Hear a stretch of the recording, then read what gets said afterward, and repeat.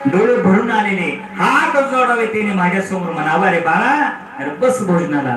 पण मी भोजन केलं नाही. एवढ्यामध्ये त्या संत महात्म्याचं भोजन झालं आणि ते संत महात्मे आपल्या ताटावरून उठून जाऊ लागले. एवढ्यामध्ये ते काही अंतरावरती गेले. मी तिथं आलो आणि त्यांच्या पत्रावळीवरती पाहिलं.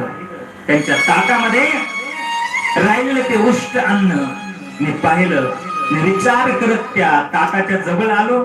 त्या पत्रावळीवर असलेलं ते उष्ट अन्न एका हातामध्ये घेतलं आणि मिटक्या मारत ते अन्न खाऊ लागलो. एवढ्यामध्ये एका संत महात्म्याने माझ्याकडे पाहिलं आणि मला आवाज दिला, हे रामदासा, अरे वेळा झालास की काय? आता तुला म्हटलं होतं जेवायला बस, पण जेवायला नाही बसलास आणि आता आमच्या पत्रावळीवर असलेलं उष्ट अन्न खायला लागलास, असं का? ते संत महात्मे माझ्यावरती रागावले होते. मी मात्र त्यांच्या समोर हात जोडले, डोळ्यामध्ये अश्रू आणि त्यांना सांगितलं, म्हटले महाराज, तुम्ही ज्या वेळेला कथा सांगत असताना एक एक शब्द तुमच्या मुखामधून निघालेला एक एक शब्द एवढा गोड आहे, एवढा गोड आहे. मग विचार केला, तुमच्या मुखामधून निघालेला एक एक शब्द एवढा गोड असेल तर तुमच्या मुखाला स्पर्श झालेलं अन्न ते किती गोड असेल. मी असा विचार केला. विचार करत असताना ते अन्न किती गोड आहे आणि खरोखर त्या अन्नामध्ये साक्षात अमृत मिसळलं की काय असं मला वाटतंय.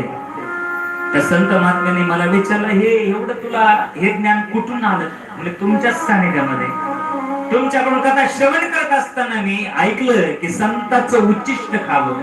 उष्ट कोणाचं खावं? हे काय ग्रंथ काय आहे? हे संताकडून आलेले ते उष्टच मी तुम्हाला सांगतोय, त्यांच्याकडून आलेलं. पण कधी कधी काय होतं महाराज, उष्ट खाण्याच्या बाबतीत जर विषय निघाला तर आजकाल घराघरामध्ये आजूबाजूला पाहायला मिळतं की पती पत्नी एका ताटामध्ये अन्न घेतलेलं असतं आणि नाही आम्ही कधीच जेवलो नाही, पण आज ना आमच्या लग्नाचा वाढदिवस आहे, आमची अॅनिव्हर्सरी आहे, म्हणून आम्ही एका ताटामध्ये बसलो आणि भोजन करू लागलो. वास्तविक पाहता पत्नीचं उष्ट कधीच पतीने खायचं नाही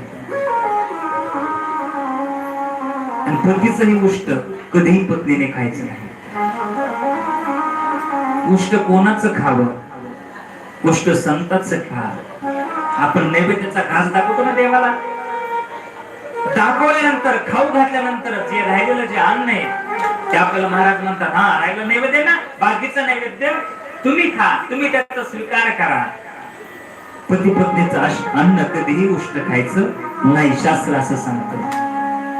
मग मात्र मी त्या संत महात्म्यांना सांगितलं, मी तुमचं उष्ट अन्न खाल्लंय. का खाल्लंय? तर तुमच्या मुखामधून निघालेला एक एक शब्द मला गोड वाटू लागला आणि तुमच्या मुखामधून निघालेलं ते अन्न किती गोड असेल त्याची चव मी घेतली. त्या संत महात्म्यांनी मला जवळ करावं, डोक्यानं हात फिरवावा.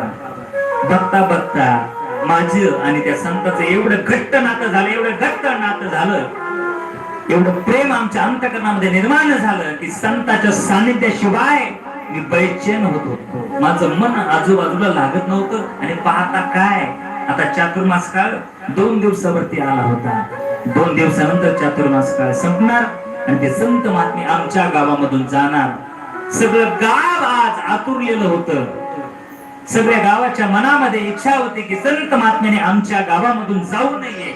बस त्यांची भेट कधी होईल, कधी आपल्या समोर येतील, कधी आपण मंदिरात जाऊ, प्रत्येकाला वाटायचं. आणि बघता बघता चातुर्मास काळ संपला. सगळं गाव त्या संत महात्म्यांना वाट लावायला आलं. मी त्या गर्दीमध्ये डोळ्यामध्ये अश्रू, इतकी कथा संपली. 4 महिने कसे गेले समजलं नाही. आता मात्र आमच्या गावामधून संत महात्मे निघून जाणार. प्रत्येक जण डोळ्यामध्ये अश्रू आणत महाराजांना विनंती करत होतं, महाराज आणखी काही दिवस आमच्या गावामध्ये थांबा, आणखी आम्हाला पोटी पुराण सांगा, पण काही दिवस थांबा तुम्ही. पण ते संत महात्मे सांगत होते, आम्हाला आता यापुढे थांबता येणार नाही, आम्हाला पुढे जायचंय, पुढेही बहुत करणे आहे, पुढे आम्हाला खूप काही काम करायचं आहे, तीर्थयात्रा करायच्या आहेत, म्हणून तुमच्या गावामध्ये आम्हाला थांबता येणार नाही. बस चातुर्मास संपला, आम्ही जातो आमच्या गावा, आमचा राम राम घ्यावा. एवढ्यामध्ये त्या संत महात्म्यांना त्यांच्या समोर मी त्यांना हात जोडून सांगितलं, महाराज आणखी काही दिवस थांबा. महाराजांनी ऐकलं नाही. महाराजांनी मला विचारलं, हे बाळा, हे रामदासा,